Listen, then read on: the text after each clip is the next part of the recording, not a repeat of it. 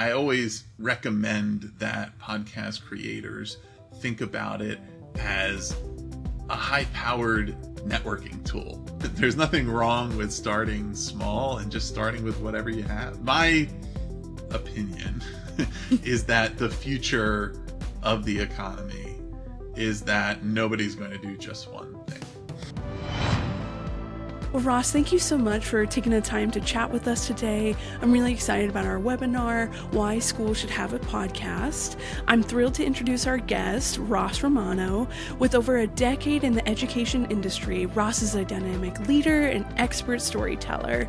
As the founder of September Strategies and co-founder of the BE Podcast Network, he's worked with countless schools and educators to create impactful content that has garnished over 50,000 monthly listeners across 40 different series. So, Ross, thank you so much.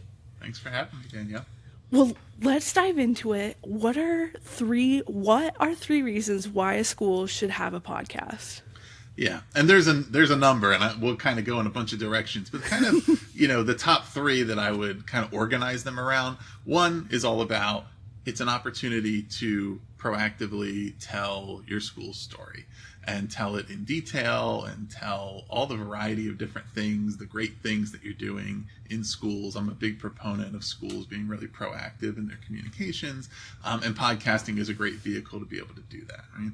Number two is one of the things that can lead from that, which is giving the opportunity for others to then pick up and tell your story. Specifically, the opportunity for media coverage, right? When you put this great content out there, when you're talking about all the different things you're doing, you have pieces of collateral you can share if you're interested in getting some local media coverage. And you can also share it with other stakeholders, your school board, your community, your parents, etc., and giving them the opportunity to then go and dive further into that or take those stories. But that's a really effective and important thing in this day and age, right, for school leaders to think about the way their work is being recognized, their stories being told. And even though we're talking about telling and it's communicating, it's a way of show, don't tell, that you're doing great things in the school, right? Because you're giving detail and substance. So instead of having to feel defensive or saying, oh, we're doing all these other things, you can just give people the detail and understand that they'll really be interested in that.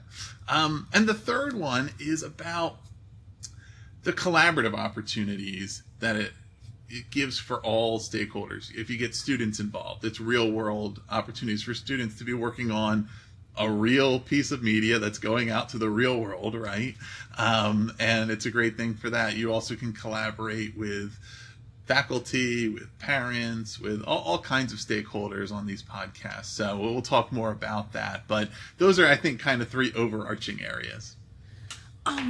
Kind of going into that, I just wanted to kind of touch in, like, there's difference, right, where I guess it doesn't have to be mutually exclusive, where a student can be creating a podcast that can market a school, and then there also can be a student-led podcast that doesn't that is just gaining the skill of podcasting and can be, cover any topic.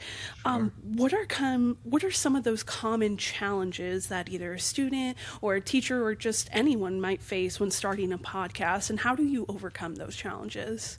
Mm-hmm. Yeah, one of the big challenge, I think, for most people who get started with podcasting is that it can be a lot of work. Right? There's a lot of steps. There's a lot of, between the planning, between if you're doing interviews, finding out who you're going to interview and aligning schedules, between the editing and post-production, there's a lot of different steps there. So that can feel daunting if somebody's trying to do it by themselves, or they haven't quite figured out how to do all those pieces yet.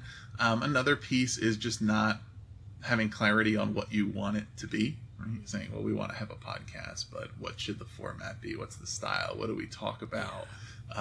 What are all those pieces? And that can feel challenging, of course. And then another one is, okay, once we publish it, how do we get people to listen? And those are the things that a lot of people are challenged by. But the good news is there's ways to overcome all of that. Overcoming certainly the work piece. one thing is planning ahead and identifying all the opportunities that are available once you have the content, right? And once you're creating the content, who can we connect with and engage, right? I always recommend that podcast creators think about it as a high-powered networking tool, other than just a media piece. So who are people that you'd love to have a conversation with and you'd love to get to know? And if you invite them to be a part of your podcast, that's a lot more interesting to them than saying, can we just have a meeting, right? So think about what opportunities that opens up. Think about all the ways you can use the show over time as what we call evergreen content. Evergreen meaning something that doesn't really have an expiration date. Those stories are good for a long time. You can keep sharing them. You can repurpose them, turn them into blog posts, turn them into newsletter items, social media content, use them in a bunch of different ways. And also think about all the different people that might want to learn the skills of broadcasting, the skills of the research, the skills of editing and post-production, right?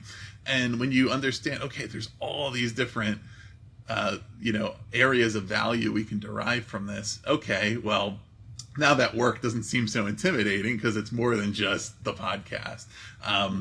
As far as knowing what you want it to be, take inspiration from other podcasts, talk to your stakeholders, talk to who would be your listeners, talk to the people who would be involved in creating it. Think about what they're interested in. What do they think would be valuable? Think about all the things that you're doing that you'd love to be able to share with people, but you don't always have a chance to. And how can you use that? And what would that look like in podcast format? But don't worry about perfection. What you start out with doesn't have to be what you evolve into. So there's kind of a part of, yes, plan and think about what you want it to be, and think about making it something that you're proud to put out there, but also don't let that stop you from getting started, because you can learn more and evolve over time. And as far as getting people to listen, the good thing is, if you're a school, you have existing audiences, right? You have parents, you have families, you have faculty, you have students, you have, an email list, you have all these different ways. And that is something that, as it might sound obvious when I'm saying it, but that a lot of podcasters in all areas aren't consistently thinking about is, if you have an email subscriber list and you have a podcast episode, send it to those people. If you have people on social media or however you already communicate with audiences, make sure to get it out there consistently. Understand that people will catch on over time, and then if they're interested, they'll stick with it, they'll subscribe, etc. But use the audiences you already have and then grow from there. Yeah, no, absolutely. I know we might get to this later, but it's on the top of my head. What do you think that a school producing a podcast should replace another piece of content or information that they're putting out? Or do you think it should kind of accompany their marketing strategy that's already pre-existing? I wouldn't think of it as a replacement, but I also wouldn't necessarily say that it has to be strictly in addition to, because there are, whichever direction you're going, there's a lot of ways to use these pieces as source content, as content that you can repurpose across different channels and different mediums, right? To make sure that you're not just duplicating the work, but that you're able to reach people where they are. So if you start with a podcast and then you turn that into a blog post, and you turn that blog post into a Facebook post, and you put that as an item in your school newsletter, right? You're starting with one content piece and then representing it in different ways. So you're still reaching all those channels, but you're not doing each thing independently. You also can do it, of course, in the reverse order, that if maybe you already have a lot of content in your newsletters or your school newspaper, your publications, etc., and you say, you know what, we might have people who would be interested in listening to this. So if we're already putting out a newspaper once a month, what if we recorded some conversations about that in podcast form, and we already know what the stories are, and what we're doing is giving people another way to engage with that content. So I would definitely recommend use every possible channel that you can, because you have a diverse group of stakeholders, and there's some people who just prefer to get that information in different ways. And it really is, in my view, I mean, it's the job of the school to make sure that you're reaching people where they can be reached. It's very important, right? And it serves you well when you're doing that. But don't just think about it as, okay, it's an extra project. Right. There's a way to plan these workflows so that they're integrated, so that everything kind of fits together. Absolutely, yes. And that kind of like flows into our next question. What are the 3 best ways to promote a school's podcast? One of them is certainly utilizing, again, all those channels you already have. So if you have a regular newsletter that goes out, particularly if it's email, but even if it's print, put that content in there. Make sure to highlight it. 2 is creating short clips that are shareable in different places. We often might see them on social media. You could put them on your website. Understanding that if there's a 2-minute takeaway from that that's really valuable on its own, one, yes, that content is promotional of the full episode and the full series, and if people are interested in that, they might say, oh, let me listen to the rest of it. But also it's valuable in itself, right? Mm-hmm. And so there might be in one podcast episode a half a dozen of those clips that you're sharing in different places, that the people who are receiving them where they are getting value from it. And it's a great way to populate all those channels that you have with valuable information. And again, not having to continue redoing everything, because now you have it and you know you can keep sharing it. The third is facilitating word of mouth by the way that you engage people in the show, right? Because if you're planning ahead, for example,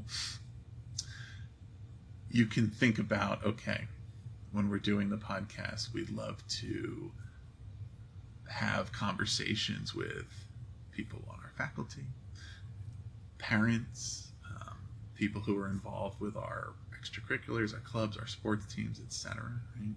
And the people who are actually involved in those episodes, they're going to be motivated to want to share it with people that they know. And one, it's going to alert them to the fact that it exists. And when you're just starting out, people aren't necessarily going to know that it's there. And they say, oh, well, I was on this. Oh, they have this podcast. I'm going to share it. And 2, now that I know what it's all about, and I know that I had a chance to talk about this project that I'm working on, I'm going to share it with people like me who would be interested in that information. And that's a great way. I mean, that's probably the top way that podcasts really gain audience generally. Certainly there's the core audience that you build by making sure that you're promoting it and marketing it.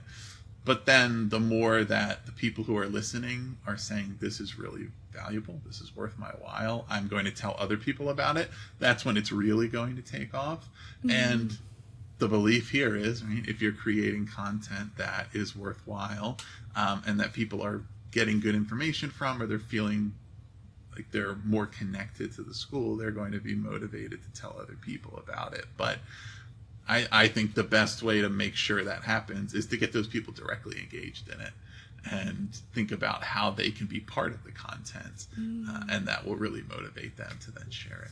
Yeah, to get that buy-in. Exactly. Oh no, that's so good about being strategic in who and what story you're telling and who you're telling it with and to. No, that's, yes, that is incredible. And I guess kind of tying around all of those is being explicit about how people can help, and really, explaining to them how helpful it is when they share the content, how helpful it is when they give you ratings and reviews on podcast platforms, which isn't necessarily going to be quite as much of a priority for a school who's reaching a specific community, but it still is helpful. It's social validation, right? It's credibility. Oh, I see that there's 25-star reviews on this. It must be pretty good, or it shows me that somebody's listening, right? But really being explicit with people and not being afraid to ask for that help and that support, because a lot of people, they just don't know, they're busy, they didn't think of it, or they're not professional podcasters, so they don't realize the importance of that. So I think in all of those areas, some of those things will hopefully take off naturally and organically, because people will say, oh, this is great, I want to tell other people about it. But it never hurts to give them a reminder, or, sometimes I would say with somebody who maybe is on one of my shows, can you just share this with 2 people who you think would be interested, right?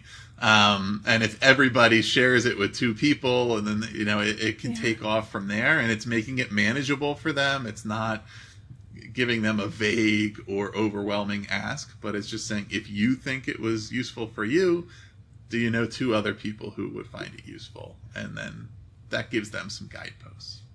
Absolutely. Kind of going back to developing really engaging topics for schools to create a podcast around.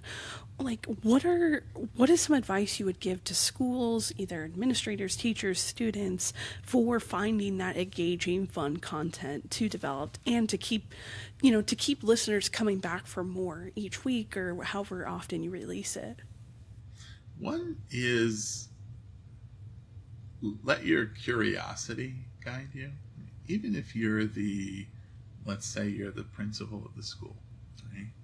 I'll bet there's a lot of things happening in your school that you don't know that much about. Maybe you kind of know they exist. There's this club or this class, but you don't know exactly everything that's happening there, right?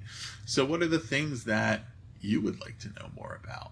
And what's a way to dive into that, to explore that and showcase that?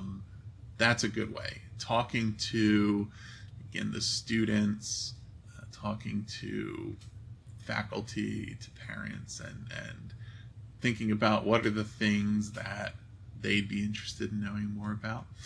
There's also, I think, a self-reflection is helpful here.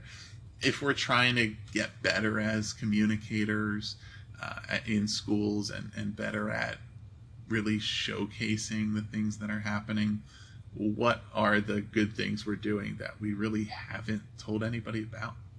And how is this an opportunity to do so? And this is a medium that's designed to, I guess, to tell stories that don't need to have a call to action, right? There's not that pressure to say, so true, yeah. Okay, the things I'm including in this email, I can only include so much, and they have to have a clear call to action. Or there's a lot of asks that I have of people, and so I need to try to consolidate those asks a little bit so that I'm not overwhelming them, right? Well, in this case, the point is to be able to explore, to talk in detail, to let people engage with that content on their own time and on their own terms. So there's a lot of great things, and understanding also, right, to putting yourself in the shoes of people in other roles who aren't as intimately familiar with everything that's happening. You don't have to, you can lower your standard for what's story-worthy or what's exceptional, right? And understand that there's a lot of things that people just don't know anything about. They don't know that it's happening. They might think it's really interesting or cool. It might be something that didn't exist when they were in school. It might be something that their child is involved with that they would want to know more about, or that their child could get involved with. Same thing for faculty, things that are happening in other areas of the school that they wouldn't know about. And so while to you may think, well, this is just something we always do. It's part of the routine. This isn't that exciting. It's not that, it's not exceptional.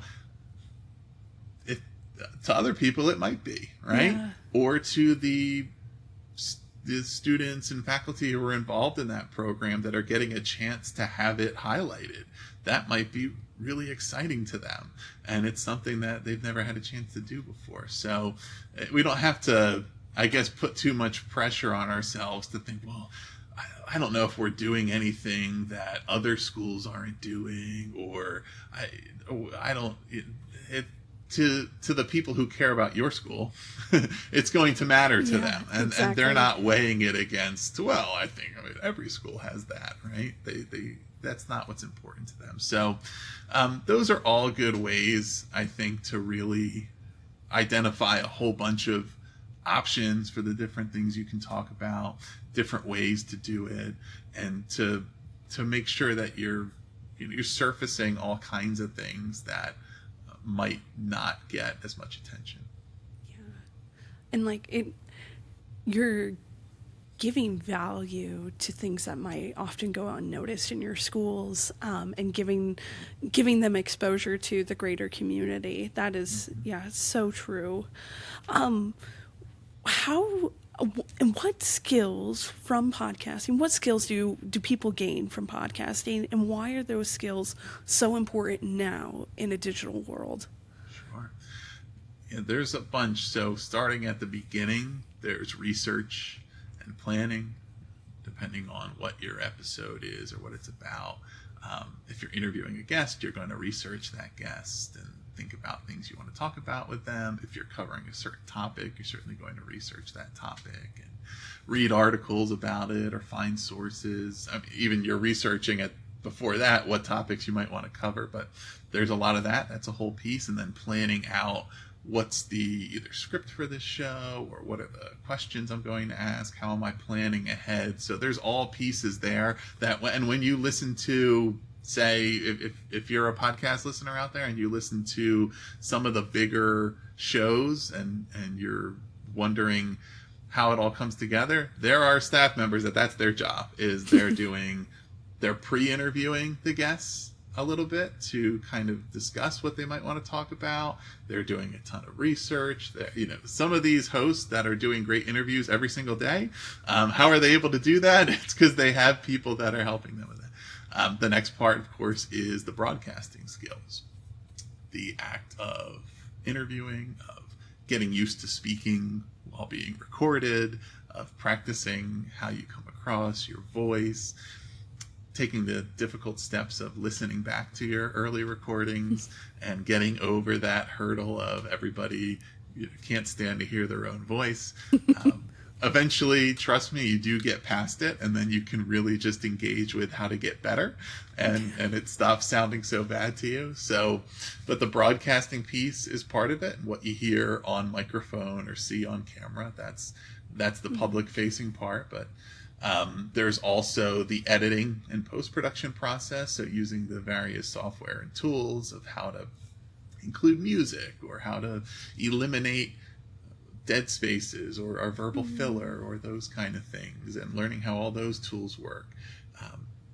A lot of them have AI to auto-generate a transcript, but they're still going through and cleaning up and editing that transcript, right? And so all those different pieces on the back end, and the publishing and distribution, and then there's the marketing and promotion. There's social media, there's using other vehicles. So it's really end to end, and a single person can learn how to do all of those pieces. There might be people who are interested in one part or the other, but there's a variety of different skills there. And in the modern world, this is the way that we really communicate, right? This is what's available to everybody, is the internet and digital communication. So it gives us all an opportunity to create our own content.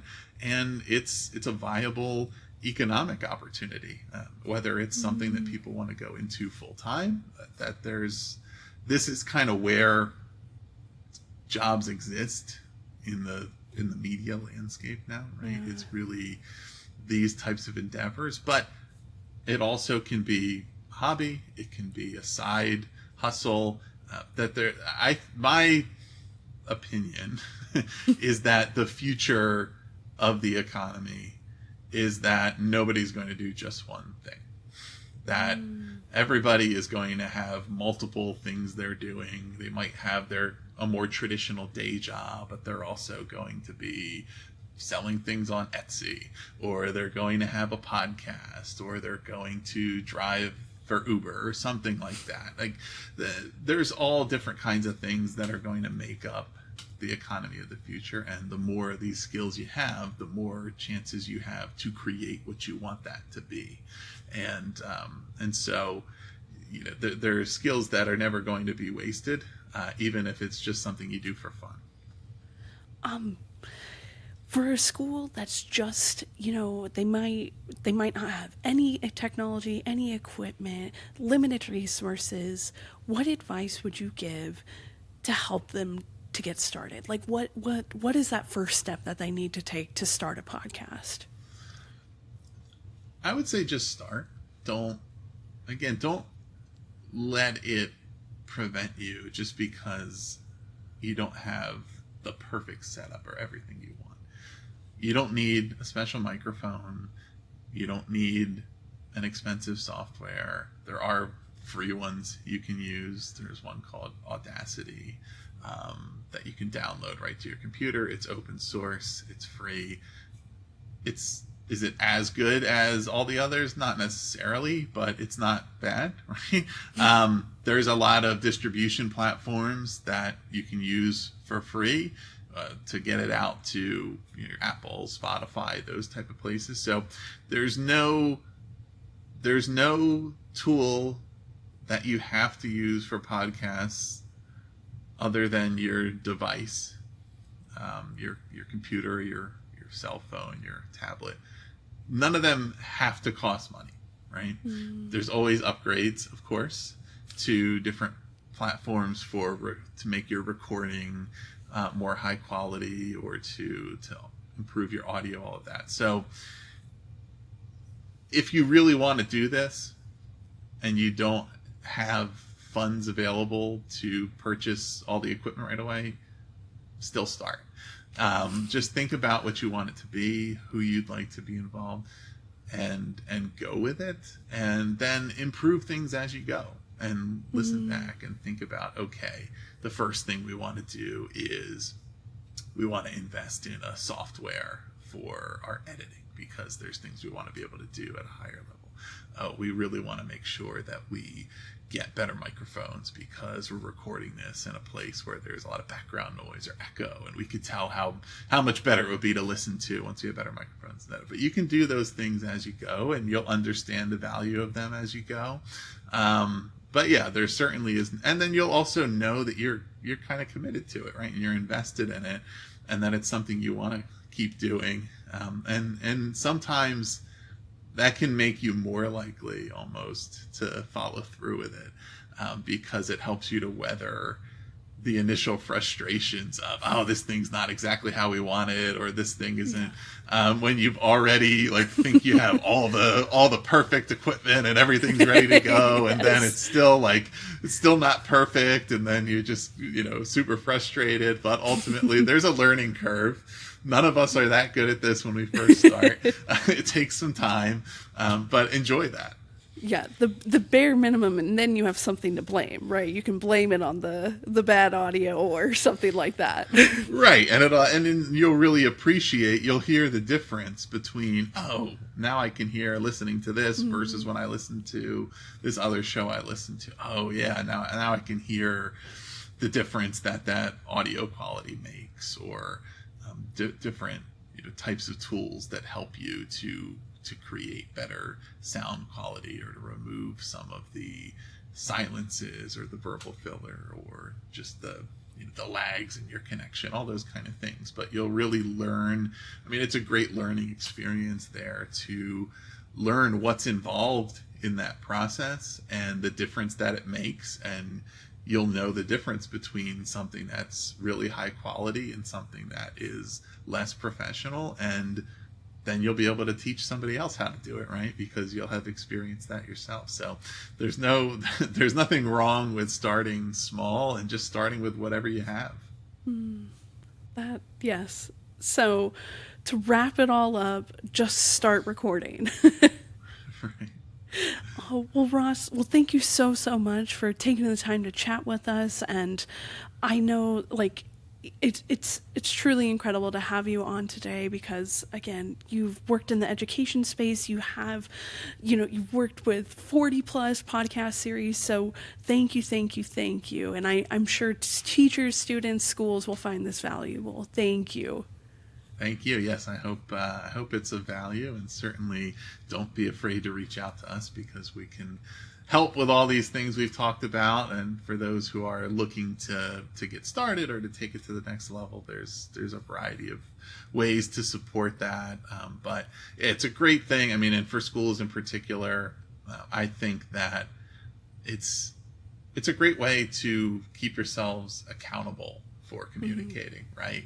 And for doing the things that we know we want to do. I wish we could talk more about these good things we're doing, or we know that if people just knew about this stuff, it would change their perception of what we're doing here. It would help us to create a more collaborative relationship instead of having kind of the friction around, well, where there's a lot of lack of clarity or uncertainty, and it's just part of, I think it's part of schools nowadays. It's part of the job that for anybody who is hesitant because they think that it